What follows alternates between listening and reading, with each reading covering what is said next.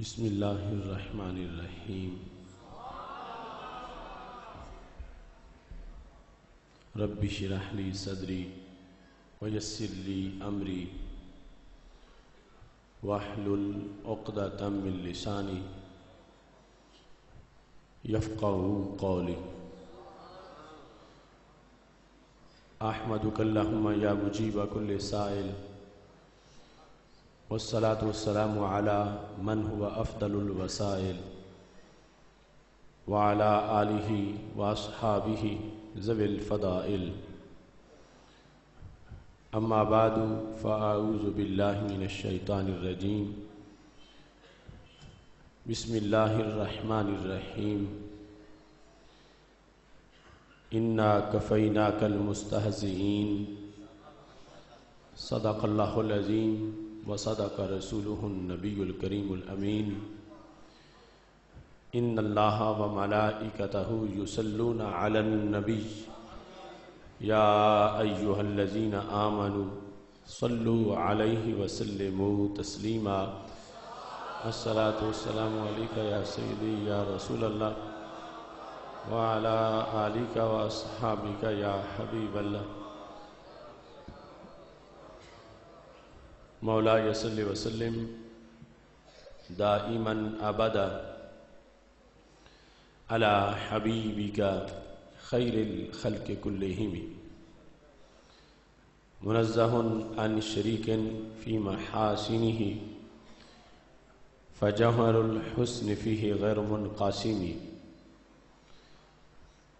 يا اكرم الخلق مالي من الوذ به سواک عند حلول الحادث العممی محمد تاج رسل اللہ قاطبۃ محمد صادق الاقوال والکلم محمد ذکرہ روح لانفسنا محمد شکرہ فرد علی الامم رب صلی وسلم دائما ابدا علی حبیبک خیر الخلق کلہم توحید و رسالت کی خاطر توحید و رسالت کی خاطر ہر باطل سے ٹکرائیں گے ہم فکر مدینہ کا پرچم ہر چوٹی پہ لہرائیں گے معبود فقط ہے ایک خدا مسجود فقط ہے ایک خدا ہم الا اللہ کی صداؤں سے سینوں کو پھر گرمائیں گے کیوں شرک کے فتوے لگتے ہیں توحید کے ان مت والوں پر ہم ان کج فکر خطیبوں کو راز توحید بتائیں گے تعظیم نبی کا سنتے ہی جنہیں سوزش سی ہو جاتی ہے شوق توحید کے شربت سے ہم ان کا روگ مٹائیں گے ہم آل نبی کے مت والے حسنین کے مشن کے وارث ہم پھر سے شمر یزیدوں کو قربا کی شان بتائیں گے اصحاب نبی کے چرچے سے جو بغض کی آگ میں جلتا ہے ہم رضی اللہ کی پہاروں سے وہ جلتی آگ بجھائیں گے یہ سن لیں چور اندھیروں کے اب آ گئے دور سویروں کے ہم فکر رضا کی کرنوں سے ہر بستی کو چمکائیں گے یہ بھول ہے تیری واشنگٹن کہ دنیا پہ تو راج کرے رحمان کے بندے ہر بستی پہ مدنی رنگ چڑھائیں گے وہ دیپ جو بجھ گئے فتنوں کی تند و تاریک ہواؤں سے طیبہ کی دیا سلائی سے ہم پھر وہ دیپ جلائیں گے یا مجرم بیٹھے میلوں میں اور غازی تڑپیں جیلوں میں ہم جبر کے ظالم ہاتھوں سے اب غازی کو چھڑوائیں گے۔ میں رب کی یاز پہ کہتا ہوں سرکار مدینہ کے صدقے وہ دن بھی آئے گا آصف، ہم دنیا پہ چھا جائیں گے۔ اللہ تبارک و تعالی جل جلالہ وعم نوالہ واتم برہانہ وعظم شانہ وجل ذکرہ وعز اسمہ کی حمد و ثنا اور حضور سرور کائنات مفخر موجودات زینت بزم کائنات دستگیر جہاں غم گسار زماں سید سروراں حامی بے کساں قائد المرسلین خاتم النبیین احمد مجتبی جناب محمد مصطفیٰ صلی اللہ علیہ وآلہ وصحابہ وبارک وسلم کے دربار گہر بار میں ہدیہ درود السلام عرض کرنے کے بعد رونق محفل استاذ العلماء حضرت علامہ مولانا محمد نذیر احمد چشتی صاحب زید مجدہ، استاذ العلماء حضرت علامہ مولانا محمد رمضان اویسی صاحب حافظہ اللہ تعالی، نہایت ہی جلیل القدر علماء کرام، وارثان منبر و محراب، ارباب فکر و دانش، معزز و محتشم سامعین حضرات، رب ذوالجلال کے فضل اور توفیق سے آج ہم سب کو اس عظیم الشان تحفظ ناموس رسالت کانفرنس میں شرکت کی سعادت حاصل ہو رہی ہے۔ غازی ملت ملک ممتاز حسین قادری صاحب کے ساتھ اظہار یکجہتی کے لیے، ان کے کردار کو خراج تحسین پیش کرنے کے لیے اور ان کی رہائی کا مطالبہ کرنے کے لیے آج کی اس عظیم الشان کانفرنس کا انعقاد کیا جا رہا ہے۔ مجلس علماء نظامیہ، ادارہ صراط مستقیم پاکستان اور جماعت اہل سنت پاکستان کی طرف سے اس کا انعقاد کیا جا رہا ہے۔ جتنے دوستوں نے دن رات محنت کی اللہ ان کو اجر عظیم عطا فرمائے، اور جتنے شرکاء نے شرکت کی ہے خالق کائنات سب کو قدم قدم پہ لاکھوں ثواب عطا فرمائے۔ مجھ سے پہلے آپ نے استاذ الاساتذہ شیخ الحدیث حضرت علامہ خادم حسین رضوی صاحب امیر فدایان ختم نبوت پاکستان کا خطاب سماعت کیا، اور یقیناً آپ نے یہ محسوس کیا ہوگا کہ تحفظ ناموس رسالت کا فریضہ کتنا بڑا فریضہ ہے، اور اس فریضے کی ادائیگی پر رب ذوالجلال کتنا اجر و ثواب عطا فرماتا ہے۔ قرآن مجید برہان رشید میں اور سید عالم نور مجسم شفیع معظم صلی اللہ علیہ وسلم کی ہزاروں احادیث میں اس فریضے کی اہمیت کا احساس ہمیں دلایا گیا ہے۔ نماز دن میں 5 مرتبہ ہے، زکوٰۃ سال کے بعد 1 مرتبہ ہے، حج پوری زندگی میں 1 مرتبہ ہے، مگر ناموس رسالت کے تحفظ کا فریضہ ہر سیکنڈ میں ہر مسلمان پہ لازم ہے۔ یہ زندگی میں 1 بار نہیں، یہ سال میں 1 بار نہیں، یہ دن میں 5 بار نہیں، بلکہ ہر گھڑی ہر مومن پہ لازم ہے۔ آج اس کانفرنس میں چند ضروری باتیں آپ حضرات سے کرنا چاہتا ہوں۔ ناموس رسالت اور پھر اس کا تحفظ۔ یہ امت اس لیے بھی باقی امتوں سے ممتاز ہے کہ اس نے جس قدر ناموس رسالت پہ پہرا دیا ہے، اتنا کردار کسی اور امت کا نظر نہیں آتا۔ رب ذوالجلال نے فرمایا ہے انا کفیناک المستہزئین، میرے محبوب صلی اللہ علیہ وسلم جو تمہارا مذاق اڑائے گا، تمہاری توہین کرے گا، میں خود اس سے بدلہ لے لوں گا۔ رب ذوالجلال نے یہ اپنے ذمہ کرم پہ لیا ہے اور ڈیوٹی محبوب کے غلاموں کی لگا دی ہے۔ جس طرح یہ فرمایا انا نحن نزلنا الذکر وانا لہ لحافظون، قرآن ہم نازل کرنے والے ہیں، حفاظت بھی ہم ہی کرنے والے ہیں۔ تو اس کا یہ مطلب امت نے نہیں سمجھا کہ ہم قرآن پڑھنا چھوڑ دیں، چونکہ حفاظت تو رب نے کرنی ہے۔ سب نے یہی مطلب سمجھا کہ اگرچہ ہم میں سے ایک بھی حافظ نہ بنے، رب تو حفاظت کرے گا، لیکن رب ذوالجلال نے اس امت کے بچے بچے کو حافظ بنا کے دنیا پر یہ واضح کیا کہ یہ بلا وجہ امتوں کے سردار نہیں، یہ کام ہی سرداروں والے کرنے والے ہیں۔ جیسے خالق کائنات جل جلالہ نے قرآن مجید کی حفاظت محبوب صلی اللہ علیہ وسلم کی امت سے کروائی ہے، ایسے ہی صاحب قرآن حضرت محمد مصطفیٰ صلی اللہ علیہ وسلم کی عزت و ناموس کی حفاظت رب ذوالجلال نے اس امت کی افراد سے کروائی ہے۔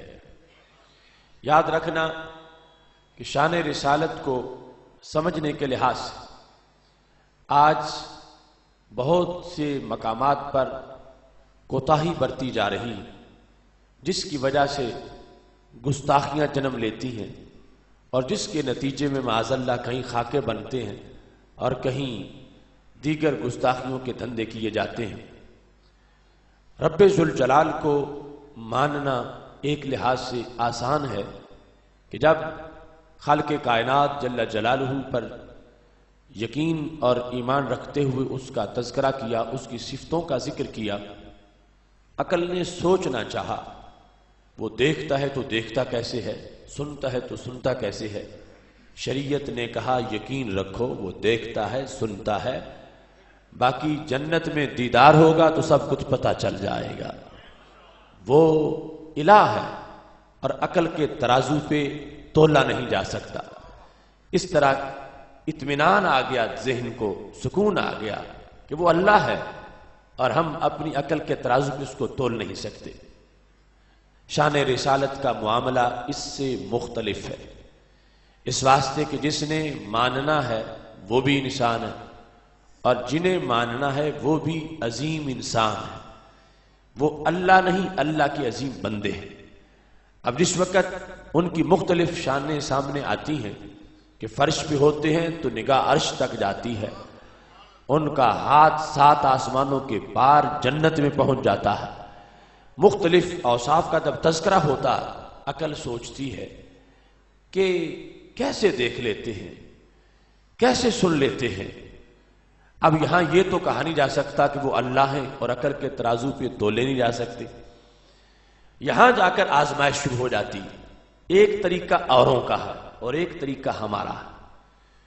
دوسری کمپنیاں ان کے سوچنے کا انداز یہ ہے، وہ کہتے ہیں جنہیں ماننا ہے ہماری ذات میں ان کی صفتوں کی مثل موجود ہیں، کان ان کے ہیں کان ہمارے بھی ہیں، ہاتھ ان کے ہیں ہاتھ ہمارے بھی ہیں، آنکھیں ان کی ہیں آنکھیں ہمارے بھی ہیں، جو اپنے آپ کو شیشہ بنا کے شان رسالت کو سمجھنا شروع کرتے ہیں تو بالآخر گمراہ ہو جاتے ہیں، بالآخر گستاخیوں پہ اتر آتے ہیں، چونکہ بونے سے قد میں اس عظیم سلطان کا دیدار کیسے ہو سکتا ہے اور منحوس چہرے میں اس نور ازل کے جلوے کو کیسے محسوس کیا جا سکتا ہے۔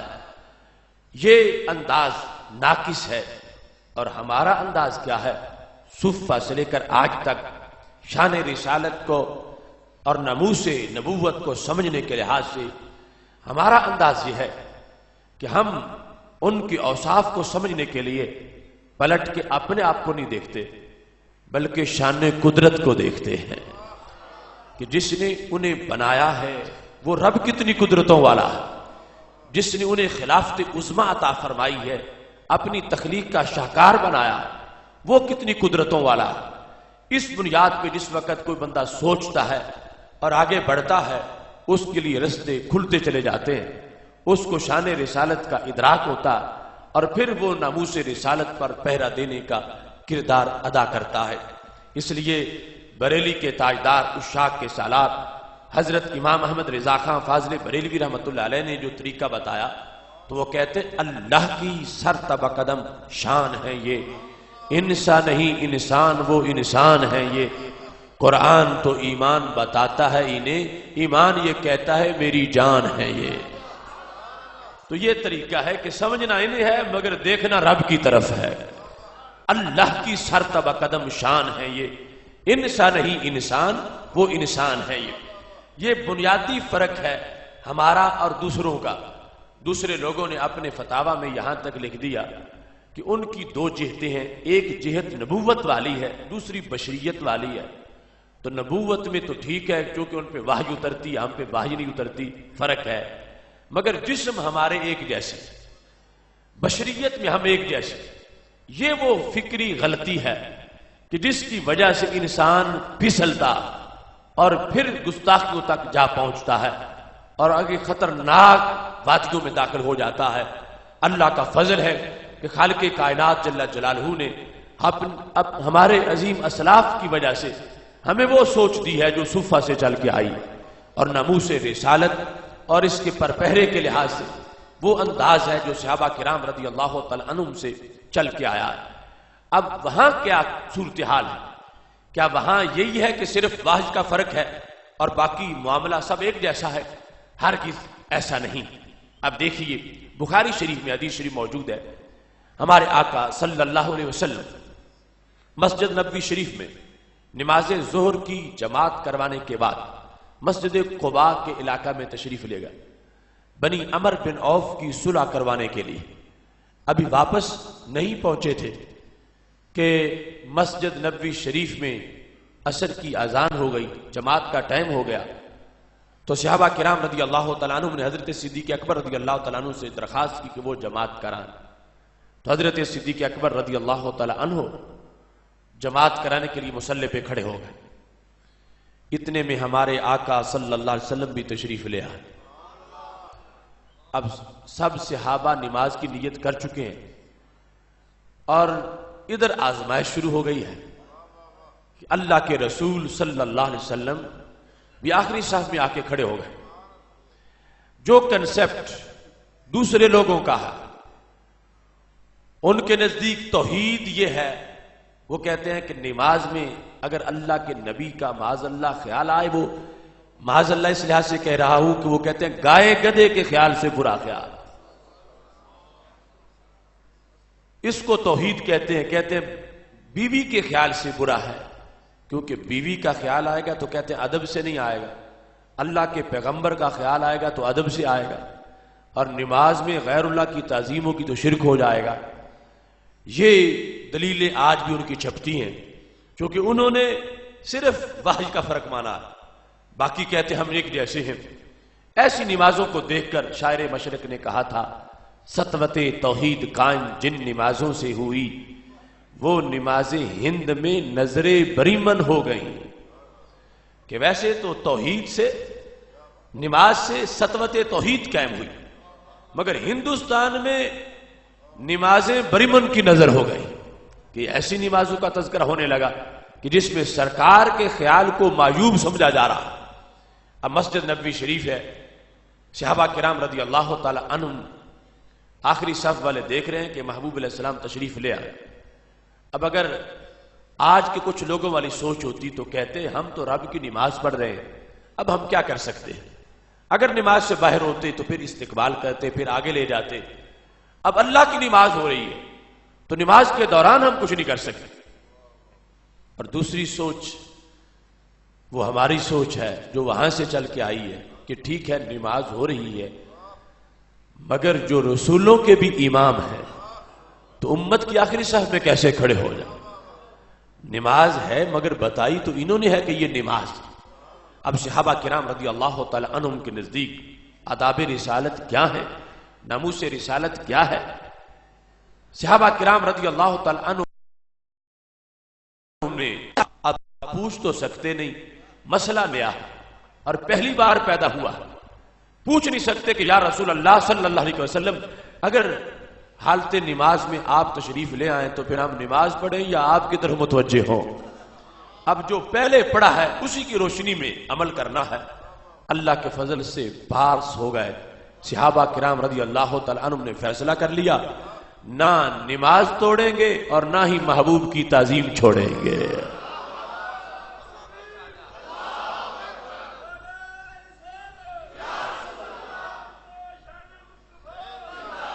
صحابہ کرام رضی اللہ تعالیٰ عنہ نے ہاتھوں پہ ہاتھ مار کے دستک دی، آواز پیدا کی تاکہ اگلوں کو پتا چل جائے کہ محبوب تشریف لے آئے۔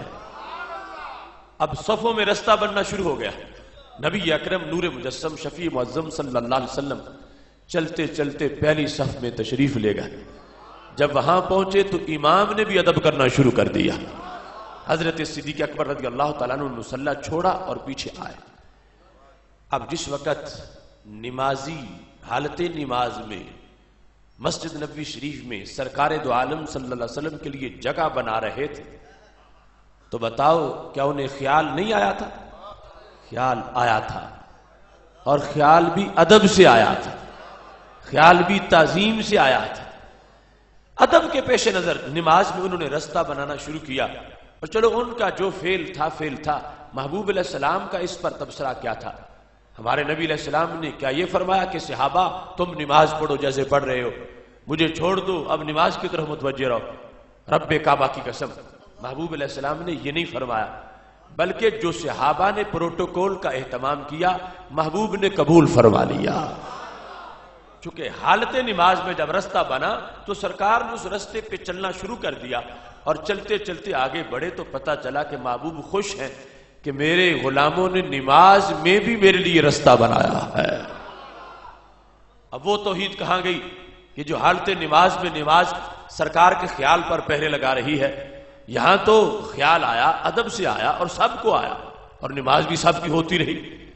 اور جس وقت امام نے تعظیم شروع کی تو میرے نبی علیہ السلام نے فرمایا مکانک ابو بکر، جماعت کراتے رہو، جہاں کھڑے ہو وہیں رہو۔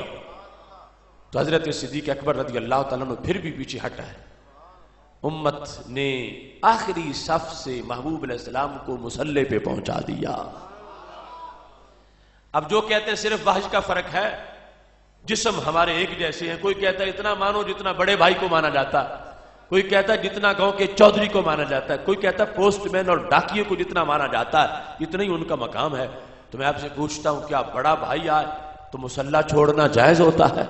کیا گاؤں کا چودھری مسجد میں آ جائے تو نمازیوں کے لیے صفوں میں رستہ بنانا جائز ہوتا ہے؟ کیا امام کو مصلی چھوڑنا جائز ہوتا ہے؟ ہرگز جائز نہیں ہوتا۔ تو پتہ چلا فلک کو اس بلندی پر بھی وہ عظمت نہیں حاصل جبین خاک سے پوچھو مقام نقش پا کیا ہے۔ کروڑوں بڑے بھائی ان کے گرد راہ پہ قربان کیے جا سکتے ہیں۔ رب ذوالجلال نے اتنی بڑی شان دی ہے، اتنا بڑا مرتبہ دیا ہے کہ وہ تشریف لاتے ہیں تو امام مصلی چھوڑ کے پیچھے ہٹاتا ہے۔ جب میرے نبی علیہ السلام نے جماعت کرا دی، جماعت کے بعد پوچھا ابو بکر میں نے تجھے کہا تھا کہ تم جماعت کراتے رہو، تم نے مصلی کیوں چھوڑا؟ اب دیکھنا ناموس رسالت کیا ہے۔ حضرت صدیق اکبر رضی اللہ تعالیٰ عنہ جن کے پائے کا اس امت میں کوئی انسان نہیں، بلکہ ساری امتوں میں نبیوں کے بعد جن کا پہلا نمبر ہے وہ حضرت صدیق اکبر رضی اللہ تعالیٰ عنہ کہتے کیا ہے؟ کہنے لگے ما کان لابن ابی قحافہ ان یصلی بین یدی رسول اللہ صلی اللہ علیہ وسلم، محبوب میں ہوں ابو قحافہ کا بیٹا، آپ ہو رب کے رسول، میرے لیے جائز کب تھا کہ میں آپ کے آگے کھڑا ہو کے نماز پڑھتا رہتا؟ میری حیثیت کیا تھی کہ میں آگے رہتا آپ پیچھے رہتے؟ میں نے ادب کے لیے مصلی چھوڑا، میں نے ادب کے لیے مصلی چھوڑ کے میں پیچھے آیا ہوں۔ اب دیکھو کتنا بڑا مرتبہ ہے، کتنا بڑا مقام ہے۔ آج جو لوگ ہم سری کے دعوے کرتے ہیں، کہتے ہیں وہ ہم جیسے، ہم ان جیسے ہیں، وہ حضرت صدیق اکبر سے تو پوچھیں۔ وہ صدیق اکبر رضی اللہ تعالیٰ عنہ ہم کروڑوں جن کے قدموں کی خاک تک نہیں پہنچ سکتے، وہ صدیق اکبر رسول اللہ صلی اللہ علیہ وسلم کے سامنے اپنا یہ ذکر بھی نہیں کرتے کہ میں ہوں صدیق اکبر اور محبوب آپ ہو رب کے رسول۔ صدیق چھوٹا ہوتا ہے، رسول بڑا ہوتا ہے، بلکہ وہ اپنا ذکر یوں کرتے کہتے ہیں میں ہوں ابو قحافہ کا بیٹا اور تم ہو رب کے رسول۔ میری حیثیت کیا ہے کہ میں آپ کے سامنے کھڑا ہو کے نماز پڑھوں؟ اپنا نام بھی نہیں لیتے، اپنے باپ کے ذریعے سے ذکر کہہ کے جو ایک عمومی انداز ہوتا ہے، میں ابو قحافہ کا بیٹا ہوں، آپ رب کے رسول ہو۔ اس واسطے محبوب میں نے ادب کرتے ہوئے مصلی چھوڑ دیا ہے۔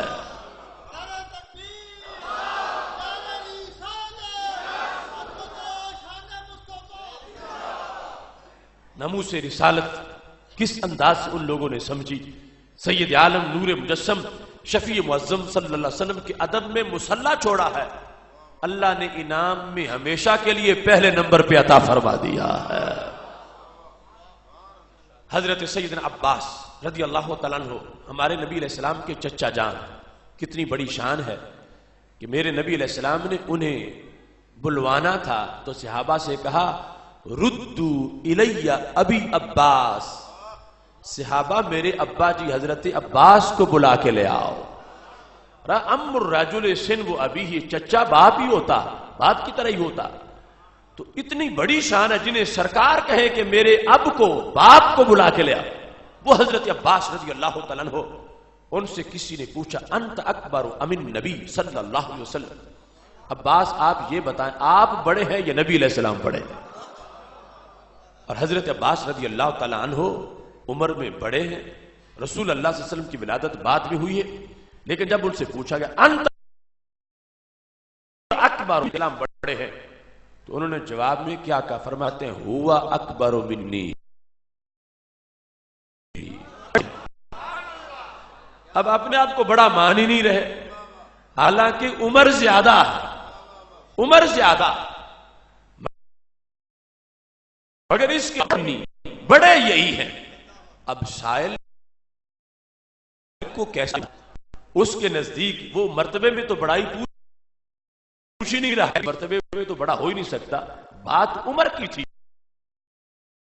اور تو سائل کے لیے نیا جملہ ڈھونڈتے ہیں ہوا اکبر منی، آنے کا تعلق ہے تو بڑے تو یہی ہیں. انا ولدت قبلہ، صرف میری ولادت پہلے ہوئی ہے. حالانکہ جس کی ولادت پہلے وہ بڑا ہی ہوتا، مگر اوروں کی بات ہوتی تو کہتے میں فلاں سے بڑا ہوں، لیکن سرکار کا معاملہ آ گیا تو چچا بھی. کتنی بڑی شان ہے. یہ نہیں کہ کہتے بھتیجا ہے جس طرح میں بول دوں، کہتے نہیں بڑے میرے نبی علیہ السلام، میں ان سے بڑا نہیں ہوں، بڑے وہی ہیں، صرف ولادت میری پہلے ہوئی ہے. حضرت عبداللہ بن عباس رضی اللہ تعالیٰ عنہ کہتے ہیں مجھے یہ تڑپ تھی کہ کاش کہ میں اپنی خالہ حضرت میمونہ رضی اللہ تعالیٰ عنہا کے گھر میں رات بسر کروں، جو کہ نبی علیہ السلام کی زوجہ محترمہ ہے. تو جب سرکار دو عالم صلی اللہ علیہ وسلم رات کو اٹھے نفل پڑھنے کے لیے تو میں بھی نفل ساتھ پڑھوں. چھوٹی عمر تھی، کہتے ہیں ایک رات مجھے میسر آ گئی جب رسول اللہ صلی اللہ علیہ وسلم اٹھ کے کھڑا ہو گیا. موجود ہے حضرت عبداللہ بن عباس رضی اللہ تعالیٰ عنہ کہتے ہیں یوں ہاتھ پیچھے کر کے مجھے کھینچ کے اپنے برابر کھڑا کر لیا.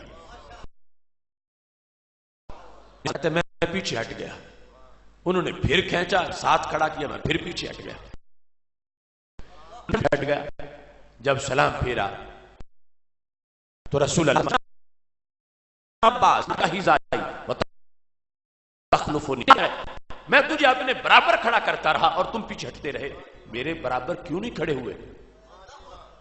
آج وہ لوگ جن کی کوئی حیثیت نہیں، کیا پدی کا شوربا، وہ کہتے ہمارے بھائی ہیں، وہ کہتے گاؤں کے چودھری ایسے ہیں، وہ جن کا بھائی کہنے کا کچھ تک بن سکتا تھا، کہہ سکتے تھے کہ اوپر ہمارے دادا جان ایک ہیں، وہ حضرت عبداللہ بن عباس جو نبی علیہ السلام کے چچا کے بیٹے ہیں. ان سے پوچھا گیا میں برابر جو کھڑا کرتا رہا تم پیچھے کو ہٹتے رہے؟ تو کہنے لگی ما کان یبغی لی ان اقوم حذاءک وانت رسول اللہ صلی اللہ علیہ وسلم. کہا میرے لیے جائز کب ہے کہ میں آپ کے برابر کھڑا ہوں؟ کیوں؟ فرمایا میں ہوں عباس کا بیٹا، تم ہو رب کے رسول صلی اللہ علیہ وسلم. یہ ہے انداز صحابہ کرام رضی اللہ تعالیٰ عنہ کا. ادب اس طریقے سے انہوں نے سیکھا، اس طریقے سے آگے سمجھایا. حضرت برا رضی اللہ تعالیٰ عنہ قربانی کے جانوروں والی حدیث آگے بیان کر رہے تھے. ابو داؤد شریف میں حدیث شریف ہے. مجمع میں جو بھی طالب علم سامنے بیٹھے تھے ان کے سامنے یوں 4 انگلیاں کر کے اس طرح کہا کہ رسول اللہ صلی اللہ علیہ وسلم نے یوں ہاتھ کیا تھا اور فرمایا تھا کہ 4 قسم کے جانوروں کی قربانی جائز نہیں ہے. جن میں عیب پایا جائے، نابینا ہوں، لنگڑے ہوں کہ چل نہ سکیں، عیب 4 قسم کے بیان کر کے 4 قسم کے جانوروں کی قربانی جائز نہیں ہے. یوں میرے نبی علیہ السلام نے ہاتھ کیا تھا. اب جب اس طرح اپنا ہاتھ سامنے کر کے فرمایا یوں میرے نبی علیہ السلام نے ہاتھ کیا تھا، تو فوراً خیال آیا کہ میں نے ہاتھ اپنا دکھایا ہے اور بیان یہ کیا ہے کہ اللہ کے نبی علیہ السلام نے ہاتھ یوں کیا تھا، تو میں کہیں اپنے ہاتھ کو سرکار کے ہاتھ سے تو نہیں ملا بیٹھا. فوراً جملہ بولا، کہا میں نے سمجھانے کے لیے اس طرح کیا، یہ ہاتھ اس ہاتھ جیسا نہیں ہے. کیوں؟ فرمایا اصابی اقصر من اصابعہ واناملی اقصر من اناملہ. کہا میرے ہاتھ ان کے ہاتھوں جیسے کیسے بن جائیں؟ کیوں؟ فرمایا نہ پورے ان پوروں جیسے ہیں، نہ انگلیاں ان انگلیوں جیسی ہیں. یہ ہے صحابہ کرام رضی اللہ تعالیٰ عنہم کا انداز.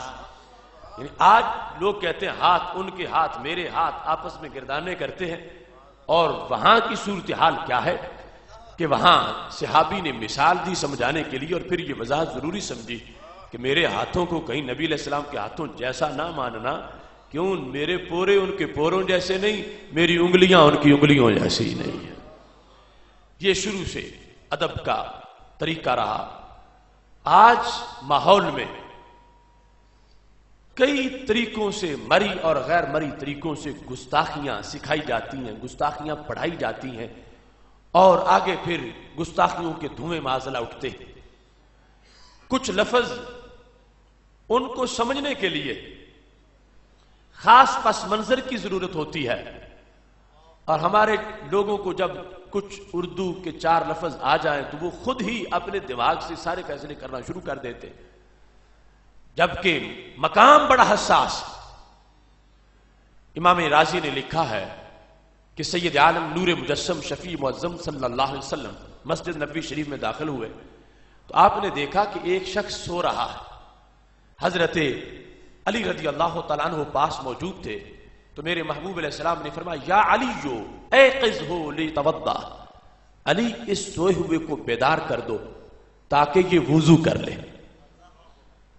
اب حضرت سیدنا علی رضی اللہ تعالیٰ عنہ نے بیدار کیا، لیکن اس کے بعد استفسار کیا، پوچھا کہ یا رسول اللہ صلی اللہ علیہ وسلم انکا سباق الی الخیرات، آپ نے ہمیشہ نیکی میں سبقت کی ہے، اس سوئے ہوئے کو جگانا بھی نیکی کا کام تھا، آپ نے خود نہیں جگایا، مجھے حکم فرمایا، تو اس کا سبب کیا ہے؟ اب مدینۃ العلم کے باب حضرت علی رضی اللہ تعالیٰ عنہ اگر سیرت سمجھنے میں نبی علیہ السلام کے محتاج ہیں تو ہم کس کھیت کی مولی ہیں کہ خود ہی فیصلہ شروع کر دے. پوچھا سبب کیا ہے؟ وجہ کوئی ضرور ہے، حکمت کوئی ضرور ہے، میری سوچ نہیں پہنچ رہی. محبوب بیان فرما دو کہ عظمت کیا ہے. نیکی کے لیے آپ نے خود فرمایا ہمیشہ کہ نیکی میں پہل کرنی چاہیے، تو یہ نیکی کا کام تھا، خود نہیں نیکی کی، مجھے حکم دیا، اس میں عظمت کیا ہے؟ اب دیکھو اگر آج کے کچھ لوگوں والا مزاج ہوتا تو فوراً بول پڑتے، دیکھو کہتے معاذ اللہ قول فعل کا تضاد آ گیا. فرماتے ہیں کہ نیکی میں سبقت کرنی چاہیے، خود کرنے کی باری ہو تو خود کرتے نہیں، اور کو کہہ دیتے. لیکن وہاں ادب کیسا ہے. حضرت سیدنا علی رضی اللہ تعالی عنہ نے جب پوچھا تو میرے نبی علیہ السلام نے فرمایا شفقتاً علیہ، علی اس پہ شفقت کرتے ہوئے اس کو بیدار نہیں کیا، اس کا بھلا سوچا، اس پر مہربانی کرتے ہوئے اس کو بیدار نہیں کیا. اب شاید تم سوچ رہے ہو کہ مہربانی یہ ہے کہ سویا ہے تو میں لاڈلا امتی یا کیوں جگاؤں. اگر یہ شفقت ہوتی تو پھر حضرت علی رضی اللہ تعالی عنہ کو بھی حکم نہ فرماتے، چونکہ نیند تو ختم ہونی تھی، خود جگائیں یا حضرت علی جگائیں، تو وہ ختم ہو گئی. شفقت کا مطلب کیا بنا؟ تو میرے محبوب علیہ السلام نے فرمایا، اگلا جملہ بولا 14 طبق روشن ہو گیا. فرمایا علی بات یہ ہے لِأَنَّ رَدَّهُ عَلَيْكَ لَيْسَ بِكُفْرٍ، علی تمہارا معاملہ اور ہے، میرا معاملہ اور ہے.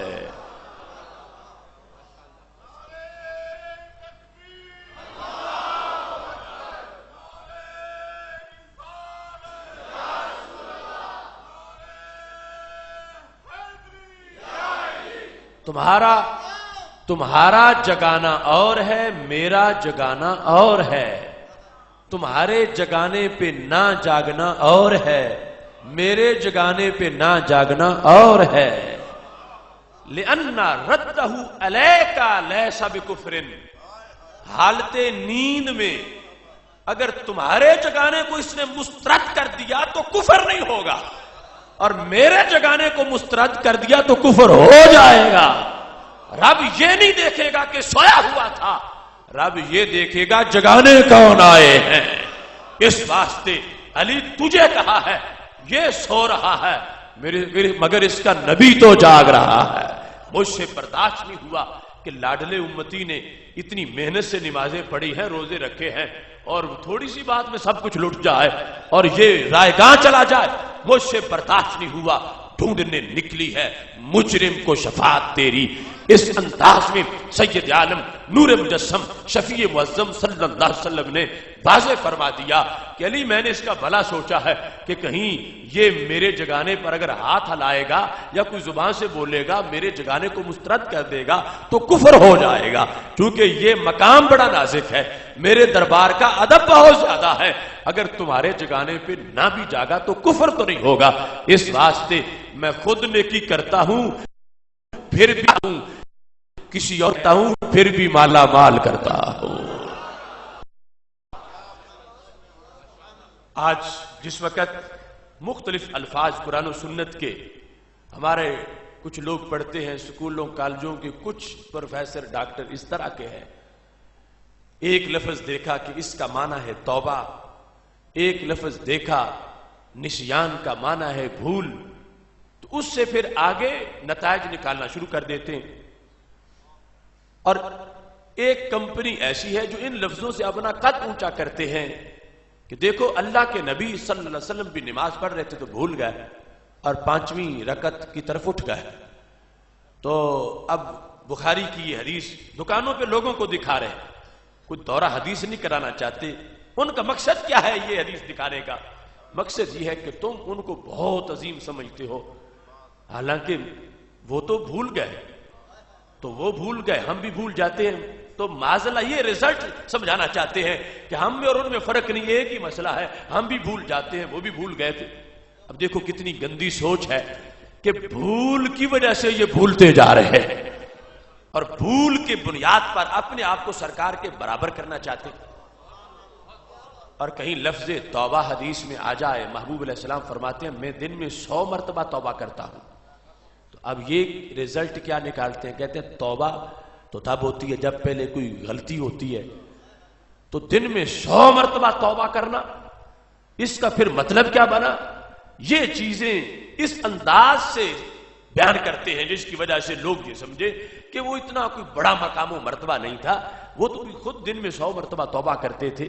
اب یہ ہے اصل گستاخیوں کی پیدائش کی وجہ کہ جس کی وجہ سے آگے غیروں کے بھی منہ کھلتے ہیں اور خاکے بنانے والوں کے لیے مواقع بنتے ہیں۔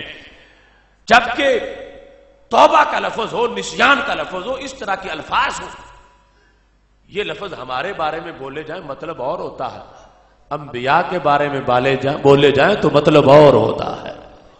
اور یہ بھی ہمارے ائمہ نے اکابر نے اس کی وضاحت کی ہے۔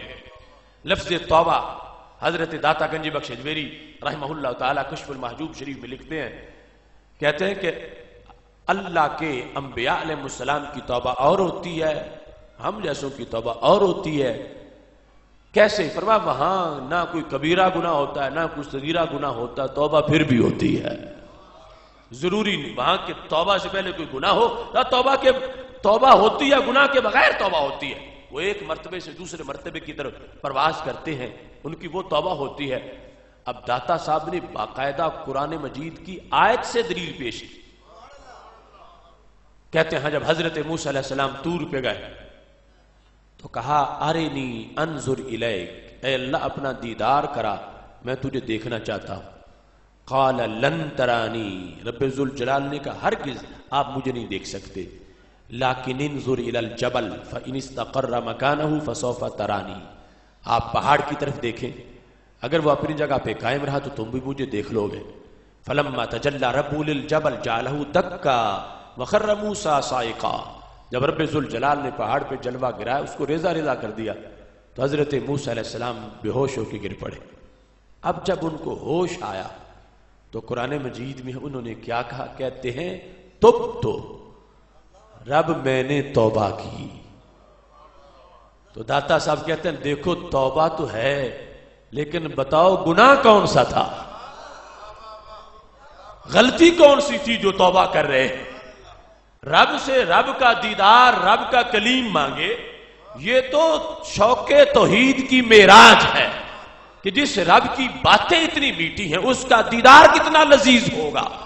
تو رب کی محبت میں یہ کہا اے اللہ اپنا دیدار کرا، اور دیدار نہیں ہوا، جلوہ پہاڑ پہ گرا، بے ہوش ہو گیا. اب کہتے کیا ہے؟ تب تو داتا صاحب کہنے لگے دیکھو توبہ ہے مگر گناہ نہیں ہے، توبہ ہے مگر غلطی نہیں ہے، توبہ ہے مگر خطا نہیں ہے. فرمایا اس واسطے سوچ کے فیصلہ کرنا چاہیے، اوروں کی توبہ اور ہوتی ہے، نبیوں کی توبہ اور ہوتی ہے.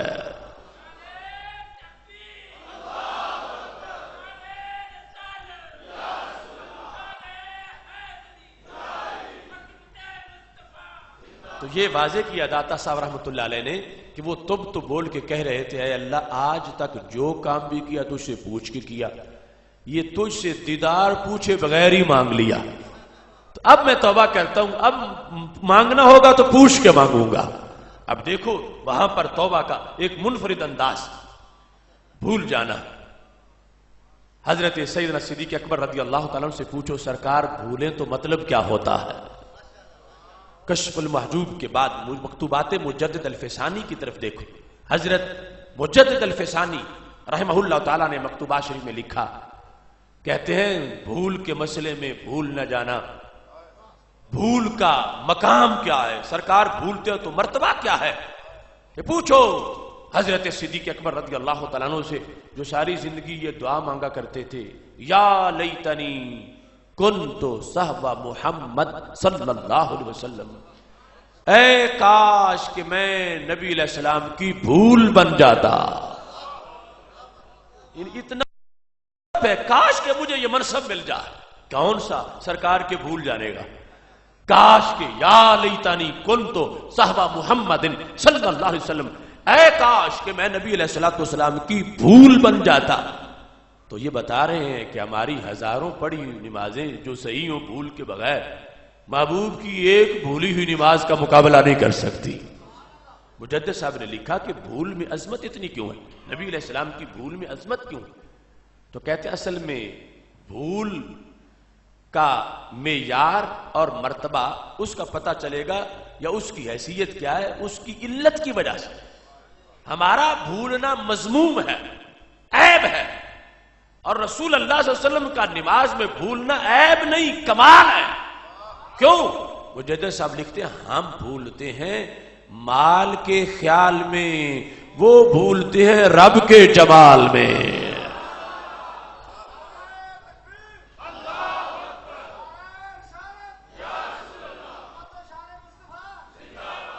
اس بنیاد پر وہاں باعث اور ہے، وہاں بھول میں بھی انکشاف، وہاں بھول میں بھی لذت ہے، وہاں بھول میں اللہ کے جمال میں ڈوبے ہوئے ہیں، اللہ کا دیدار ہو رہا حالت نماز کے اندر. اس واسطے وہاں بھول عیب نہیں. تو پتہ چلا ان کا بھولنا اور ہے، ہمارا بھولنا اور ہے. رب ذوالجلال نے ان کی بھول میں بھی عظمت رکھی ہے. اس بنیاد پر یہ ایک مختصر سا خاکہ میں نے آپ کے سامنے رکھا کہ ناموس رسالت کو سمجھنے کا جو طریقہ ہے وہ اہل سنت و جماعت کا. اور دوسرے لوگوں نے جو یہاں تک کہنا شروع کر دیا کہ صرف فحش کا فرق ہے، باقی بشریت اور جسمانیت وہ ہم ایک جیسے ہیں، اس سے جا کر آگے گستاخیاں جنم لیتی ہیں اور اسی سے ہی ساری ہلاکتیں شروع ہوتی ہیں.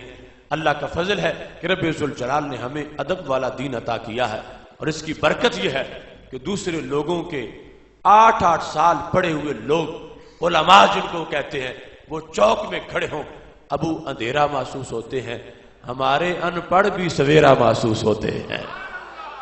ممتاز حسین قادری کو شیخ الحدیث تو نہیں، ممتاز حسین قادری کوئی درس نظامی کا فاضل تو نہیں، ممتاز حسین قادری اس مسئلے کے اہل سنت کے درخت کا پھل کھانے والا ہے، اور جس کا نتیجہ یہ نکلا ہے کہ اس کے کردار نے صدیوں کے لیے ایک روشنی پیدا کر دی ہے، اور آج دور دور تک اس کے کردار سے شیطانوں کی نیندیں حرام ہو گئی ہیں، اور خاکے بنانے والوں کو یہ پتہ چلا ہے کہ امت بانج نہیں ہوئی، آج بھی ماؤں کی گودوں میں غازی پلتے ہیں۔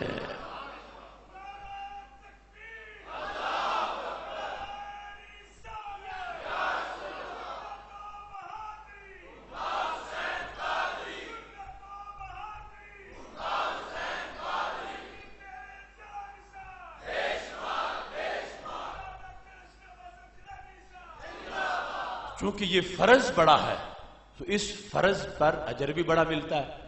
اب دیکھو اس کی واضح مثال ہمارے سامنے ہے، لاکھوں نمازی ہیں، لاکھوں روزے دار ہیں، لاکھوں حاجی ہیں، مگر ممتاز حسین قادری ان لاکھوں میں ممتاز ہے۔ 2011 4 جنوری سے پہلے اسے کوئی جانتا نہیں تھا، آج اسے کوئی بھولتا نہیں ہے۔ دل سب کے ہی مصروف تھے، دل میں تو ایک بندے کے دل میں جگہ بنانا بڑا مشکل ہے، وہ کروڑوں دلوں میں جگہ بنا گیا۔ تو یہ جگہ کیسے اس کے لیے بن گئی؟ پہلے صرف امی کا پیارا تھا، اب پوری امت کا پیارا ہے۔ پہلے صرف اپنے خاندان کا پیارا تھا، اب ہر صاحب ایمان کا پیارا ہے۔ یہ جگہ کیوں بنی؟ یہ ایجنسیوں نے نہیں بنائی، وہ بیچاری بنا ہی نہیں سکتی، یہ عرش سے اترا ہوا تحفہ ہے۔ اللہ کا فرمان ہے، ان الذین آمنوا وعملوا الصالحات سیجعل لهم الرحمن ودا، بے شک وہ لوگ جو ایمان لائے اور انہوں نے نیک کام کیے، اللہ ان کی محبت دلوں میں پیدا فرما دے گا۔ تو ایمان والے نے نیک کام کیا ہے، رب نے محبت نازل کر دی ہے، ہمارا قرآن سچی بات کرتا ہے، اور آج دل دل میں غازی کی محبت کا منظر نظر آ رہا ہے۔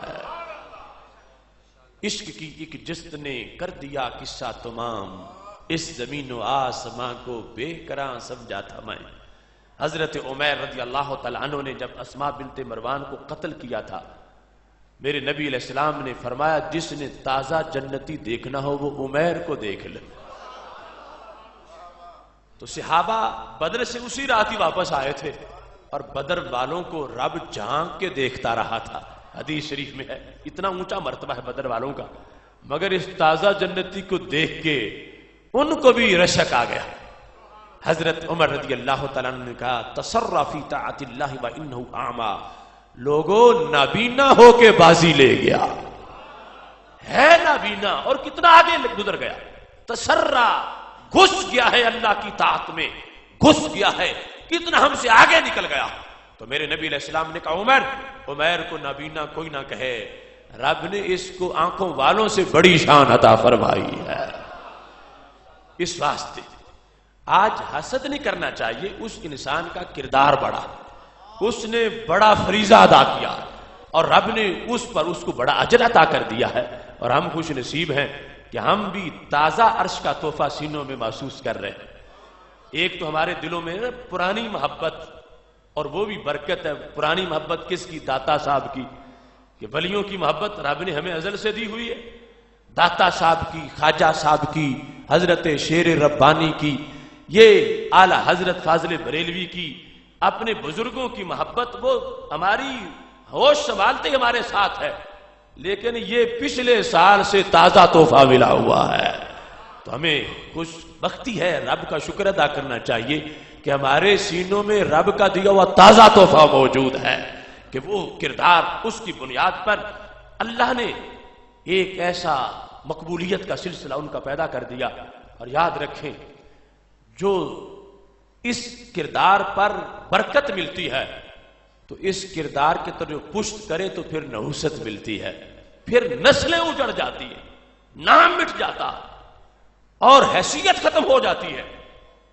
ابو داؤد شریف میں حدیث شریف ہے، صحاح میں موجود ہے، صحابہ کرام رضی اللہ تعالی عنہم حضرت ام المومنین سیدہ عائشہ صدیقہ رضی اللہ تعالی عنہا کے حجرے میں سبق پڑھنے گئے ہوئے تھے، درمیان میں پردہ تھا، وہ مسئلہ بتاتی تھی، دیکھا تو حجرے میں نیزہ پڑا ہوا تھا، تو پوچھا ام المومنین امی جان اس نیزے سے کیا کرتی ہو؟ تو کہا اقتل بہ ھذی الاوزاغ، میں اس سے چھپکلیاں مارتی ہوں۔ تو پوچھا ان کا جرم کیا؟ کہا یہ گستاخ رسول ہیں. کیوں؟ کہا میں نے سمعت رسول اللہ صلی اللہ علیہ وسلم، میں نے نبی علیہ السلام سے سنا تھا کہ جب حضرت ابراہیم علیہ السلام کے لیے آگ جلائی گئی تھی تو ہر جانور تڑپ گیا تھا کہ کاش کہ میں پہنچوں اور آگ بجھاؤں. ظلم کتنا ہے کہ رب کے خلیل کے لیے آگ جل رہی، ہر جانور تڑپا تھا. فرمایا کانت تنفخ فیہا، کانت تنفخ فیہا، یہ پھونکے مارتی تھی، چھپکلی پھونکے مارتی تھی. تو نبی علیہ السلام نے فرمایا یہ جہاں نظر آئے اس کو قتل کرو، اللہ تمہیں بندگی کا ثواب عطا فرمائے گا. اب یہاں کئی باتیں سوچنے والی. ایک تو یہ ہے کہ اگر کوئی بندہ نیت کر لے گستاخ کو مارنے کی اور نیت کر لے پیغمبر علیہ السلام کی حمایت کی، نیت پکی ہو اور اس کے خلاف کوئی کرینہ موجود نہ ہو، اللہ اس کو غازی کا ثواب عطا فرما دیتا ہے.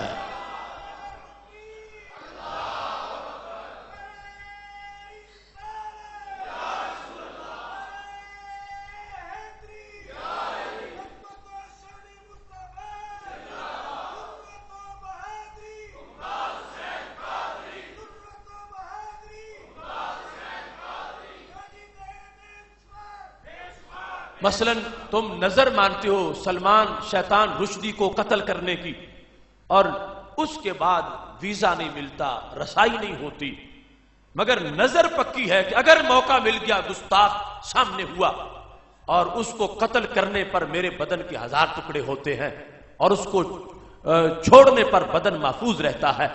تم نے فیصلہ کیا بدن کا 1000 ٹکڑا ہوتا ہے تو ہو جا، میں گستاخ کو نہیں چھوڑوں گا. اگر اس تک ہاتھ نہ بھی پہنچا اور موت آ گئی، اللہ نیت پر ہی غازی والا ثواب عطا فرمائے گا. کیونکہ ہمارے نبی علیہ السلام کا فرمان ہے نیت المؤمن خیر من عملہ، مومن کی نیت اس کے عمل سے افضل ہے. مومن کی نیت مومن کے عمل سے افضل ہے. اس کی کئی وجوہات ہیں. ایک وجہ یہ ہے کہ عمل تو محدود سالوں میں ہوگا. مثلا تم 1 صدی نمازیں پڑھ لو، 1.5 صدی پڑھ لو، مگر نیت تو یہ بھی کر سکتے ہو کاش کہ رب ذوالجلال 4 صدیوں تک زندہ رکھے تو میں نمازیں ہی پڑھتا رہا. اور اگر جو وقت ملا ہوا ہے اس میں قضا نہیں کرتے تو 4 صدیوں کی نیت پر 4 صدیوں کی نماز کا ثواب مل جائے گا. ہمارے نبی علیہ السلام تبوک میں موجود تھے. فرمایا ان بالمدینہ قوما، مدینہ شریف میں کچھ لوگ ایسے صحابہ رہ گئے ہیں. فرمایا نہ انہوں نے سفر کیا، نہ بھوک برداشت کی، نہ کافروں کو مارا. شارکون وہم بالمدینہ تھے، اللہ نے ان کو مدینہ شریف میں گھر بیٹھے ہی تبوک کے غازیوں والا ثواب دے دیا. تو تبوک والوں نے پوچھا محبوب مل تو نے کیا، ہمیں یقین ہے، مگر کیف وہم بالمدینہ تھے، وہ گھر بیٹھے رہے تو انہیں کیسے مل گیا؟ تو نبی علیہ السلام نے فرمایا حبسہم العذر شارکون بحسن النیت، وہ 100% تیار تھے. اتنا دلوں پر قبضہ ہے محبوب علیہ السلام کا کہ جانتے ہیں تبوک میں بیٹھ کر گواہی دے رہے ہیں. فرمایا جن کی میں بات کر رہا ہوں وہ 100% تیار تھے، مگر وقت آیا تو بیمار تھے، عذر کی وجہ سے نہیں آ سکے. نیت ان کی پکی تھی، دل ان کے ہمارے ساتھ تھے. رب ذوالجلال نے نیت پر ہی گھر بیٹھے انہیں تبوک کے غازیوں والا ثواب عطا فرما دیا ہے.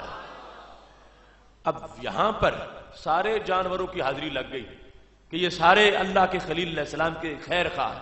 حالانکہ یہ پنجاب کی بھینسیں گائیں اگر جانا چاہتی عراق میں ہلا کے مقام پر جہاں آگ جل رہی تھی تو ان کے جانے تک جو ہونا تھا ہو جاتا. اور پھر سارے جہان کے پرندے اس گراؤنڈ میں اکٹھے بھی کیسے ہو سکتے، جانور اکٹھے کیسے ہو سکتے. میں نے 2 مرتبہ اس گراؤنڈ کو جا کے دیکھا ہے ہلا کے قریب، جب میں عراق میں پڑھتا تھا. اب بھی وہاں پہ سبزہ نہیں اگتا، اتنی زبردست آگ اس جگہ پہ جلائی گئی.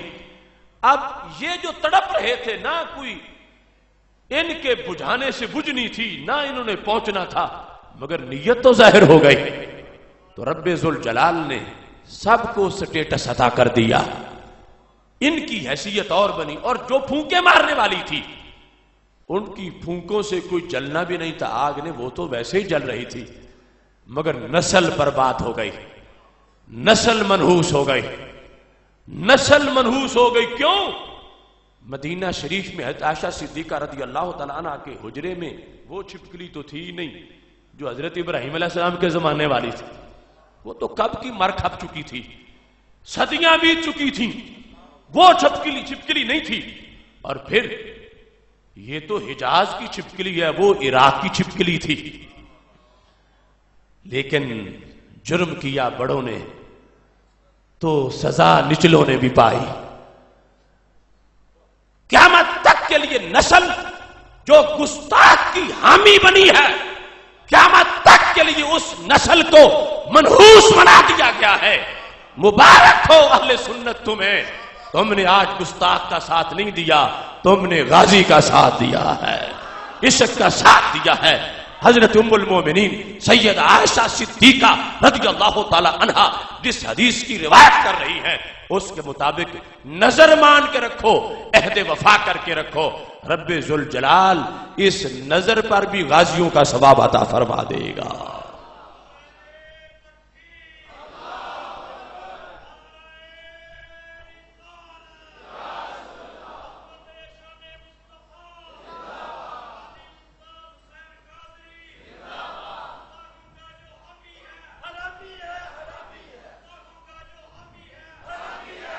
اب دیکھو کتنی واضح صورتحال اس حدیث شریف میں موجود ہے.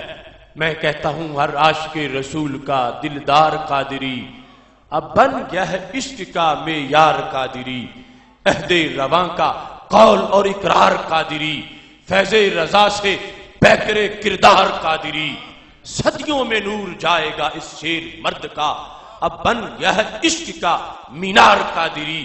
جب تک نہ غازی باہر ہو اڈیالہ جیل سے تو ہونا چاہیے اپنا بھی گھر بار قادری.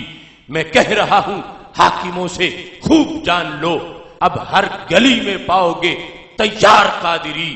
جس دن سے وہ گستاخ پہ تلوار بنا ہے اس دن سے بن گیا ہے میرا یار قادری.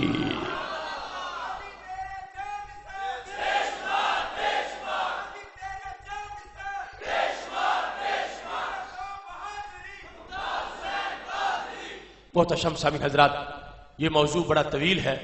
اس سلسلہ میں ہم نے گزشتہ سال 9 جنوری کو ایوان اقبال لاہور میں تحفظ ناموس رسالت سیمینار منعقد کیا اور دلائل پیش کیے. پھر 26 اکتوبر کو گزشتہ سال عشق رسول صلی اللہ علیہ وسلم سیمینار کیا اور اس فتنے کا مقابلہ کیا جو فتنہ جدیدہ ہے اور جو اس موضوع پر شکوک و شبہات پیدا کرنے والا انداز تھا، اس کا ہم نے جواب دیا.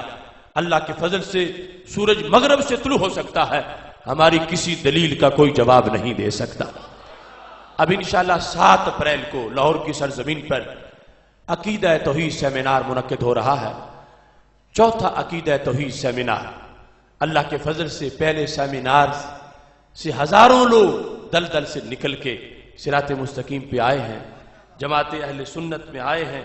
ان کو رب ذوالجلال نے یہ مرتبہ دیا، توبہ کی توفیق بخشی. ان کے بگڑے ہوئے لوگوں کے خطیب بھی توبہ کر کے ہماری صفوں میں شامل ہوئے. اب چوتھا عقیدہ توحید سیمینار آ گیا ہے. ہمارے اپنا گوجرانوالا کے ادارہ کے قائدین مولانا محمد نذیر احمد چشتی صاحب، مولانا محمد رمضان اویسی صاحب، حاجی منیر احمد صاحب، حافظ محمد امین صاحب، مولانا قاری خالد جلالی صاحب، یہ تمام احباب یہاں بیٹھے ہیں. ان کی قیادت میں آپ ضرور ہم تشریف لائیں.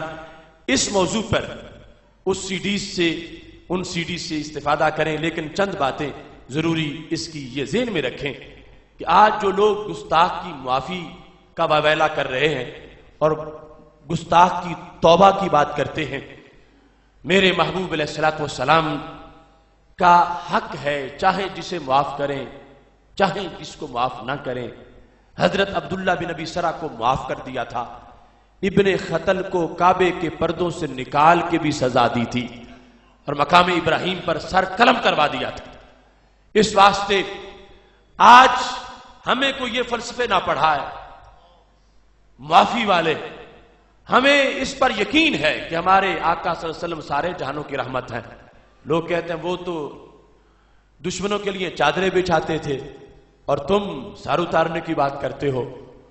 تو میں کہتا ہوں اس سنت کو سمجھنا چاہیے کہ محبوب علیہ السلام دشمنوں کے لیے چادر بچھائیں تو سنت کیا بنی کہ ہم اپنے دشمنوں کے لیے چادریں بچھائیں.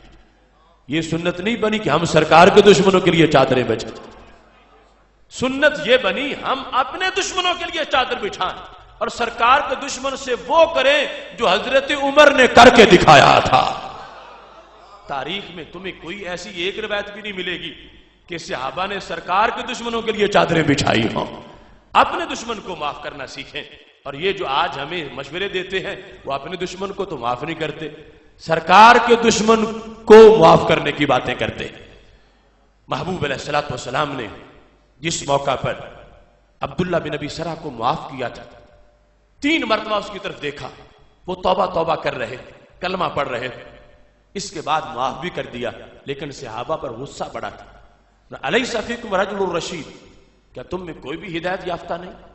یقوم الی ھذا حیث رآنی کففت یدی عنہ فیقتلہ، کیا تم میں کوئی بھی ہدایت یافتہ نہیں؟ جب میں نے نگاہ پھیری تھی اتنے میں اٹھ کے تمہیں اس کا سر اتار دینا چاہیے تھا. حالانکہ معاف بھی کر چکے ہیں مگر غصہ کتنا ہے.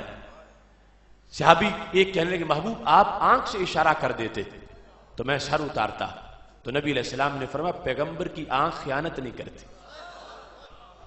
میں نے اشارہ کر کے نہیں مروانا تھا، تم نے اپنے عشق پہ مارنا تھا. اب میرے نبی علیہ السلام کے دربار سے کون سی بڑی عدالت ہو سکتی ہے؟ ایک بندہ توبہ کرنے آیا ہوا ہے لیکن سرکار کی مرضی کیا ہے، بات ریکارڈ پر آنے سے پہلے اس کا صفایا ہو جائے. اگرچہ معاف بھی کر دیا ہے لیکن غصہ اتنا ہے. اب یہ صورتحال کہ ایک بندہ معافی مانگنے کے لیے سرکار کے پاس آیا اور توبہ کر رہا ہے اور سرکار صرف نگاہ پھیر کے ادھر چاہتے ہیں کوئی اٹھ کے اس کا سر اتارے. اگر کوئی اتار دیتا تو آج کے جعلی مفکرین کے نزدیک وہ دہشت گرد بنتا، لیکن سرکار کے فرمان کے مطابق وہ غازی بن جاتا کہ سرکار کی مرضی پا گیا. نبی علیہ الصلوۃ والسلام خوش ہیں کہ اس نے اچھا کیا کہ اس نے میری سر اتار دیا ہے. تو ان کی اپنی مرضی ہے، چاہیں تو کسی کو سزا دیں، چاہیں تو معاف کریں، حق ان کا. انہوں نے اپنے گستاخ کو معاف کرنے کا حق حضرت صدیق اکبر رضی اللہ تعالیٰ عنہ کو بھی نہیں دیا تھا، آج ہمیں کیسے ہو سکتا؟ یاد رکھنا جو سمپل مرتد ہو اس کا حکم اور ہے، اور جو توہین رسالت کر کے مرتد بنے اس کا حکم اور ہے. اس سلسلہ میں صورتحال بالکل واضح ہے ہمارے اکابر کے فتووں میں اور کتابوں میں. جو دین چھوڑ کے چلا گیا، یہودی ہو گیا، عیسائی ہو گیا، معاذ اللہ، اس نے توہین نہیں کی ہمارے نبی علیہ السلام کی، ویسے دین سے نکل گیا، اس کی 3 دن کی مہلت ہے کہ اسے کہا جائے گا وہ توبہ کرے. اگر توبہ کرتا ہے تو صحیح، ورنہ سر اتار دیا جائے. لیکن جو کوئی جرم کرے اور مرتد ہو جائے اس کی حیثیت اور ہے. مثال کے طور پر ایک شخص مرتد بھی ہوا ہے اور ساتھ اس نے ایک مسلمان کو شہید بھی کیا ہے. اب مرتد ہونے کے لحاظ سے اس کو 3 دن دیے جائیں کہ وہ توبہ کر لے. اگر توبہ کرتا ہے تو واپس آ جائے گا، مگر جو اس نے قتل کیا ہوا ہے وہ سزا تو ملے گی اس کو. ایسے ایک شخص ہمارے نبی علیہ السلام کو گالی دے کے مرتد ہوا تو اب وہ مرتد بھی ہوا، ساتھ اس نے سرکار کے حق پہ حملہ بھی کیا.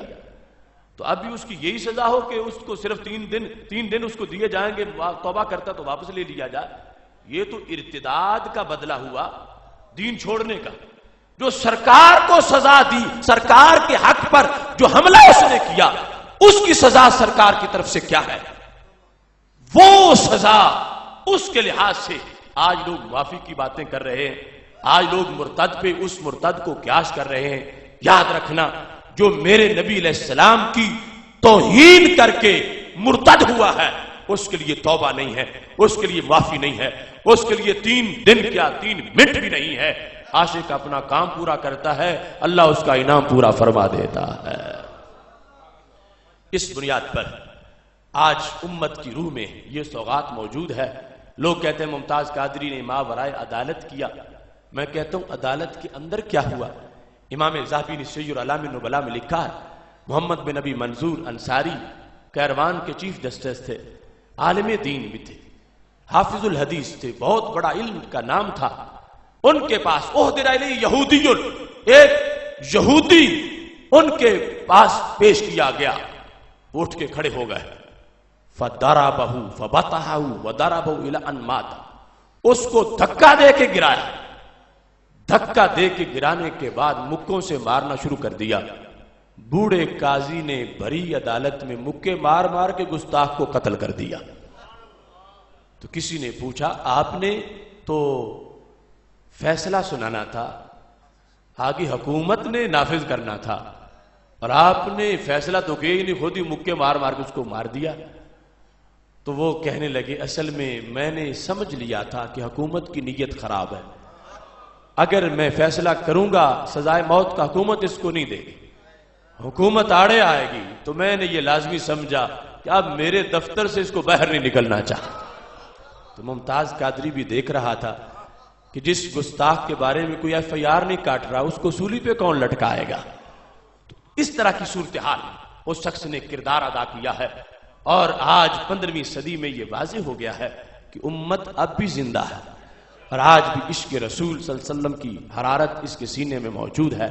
میں تو کہتا ہوں آج بھی امت کا سینہ عشق سے خوشحال ہے، آج بھی اس پہ گواہ غازی کا پورا سال ہے۔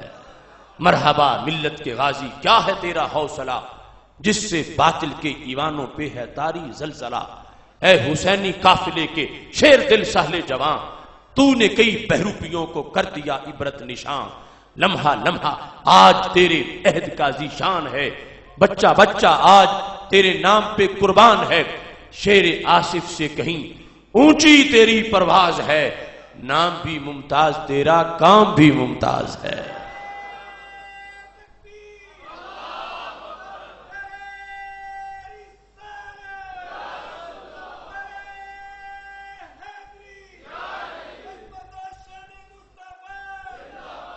یہ ایک سوال پوچھا گیا ہے کہ قبر پر حاضری دینے کا شرعی طریقہ کیا ہے؟ اس سلسلہ میں مجدد دین و ملت امام اہل سنت حضرت امام احمد رضا خان فاضل بریلوی رحمہ اللہ تعالیٰ کے فتاوی میں یہ طریقہ لکھا گیا کہ قبر سے 4 قدم دور کھڑے ہو کر فاتحہ شریف پڑھی جائے، ان کے وسیلے سے دعا مانگی جائے۔ یاد رکھنا کہ کسی بھی قبر کا طواف ناجائز ہے، کسی قبر کو بھی کوئی جو سجدہ کرتا ہے، اگر تعظیم کی وجہ سے کرتا ہے حرام کرتا ہے، اگر عبادت کا کرتا ہے تو کفر کرتا ہے۔ ہرگز یہ اس طرح کی چیزیں اہل سنت کے مسلک میں نہیں ہیں۔ ہمارا مسلک وہ ہے جو ہمارے بزرگوں نے قرآن و سنت کی روشنی میں کتابوں میں لکھا۔ ملنگوں کے طریقے ہمارا مسلک اس پر مشتمل نہیں ہے، وہ کھڑے ہوئے لوگوں کے اپنے طریقے ہیں۔ اس واسطے اپنے مسلک کو پہچان کر اس کے مطابق اپنی زندگی بسر کرنی چاہیے۔ اس دعا پہ بات ختم کر رہا ہوں۔ الہی پر اثر میری دعا کر، بجاہ مصطفیٰ خیر الورا کر، خدا بندہ دعا میری یہی ہے، میرے ممتاز غازی کو رہا کر۔ وآخر دعوایا ان الحمدللہ رب العالمین۔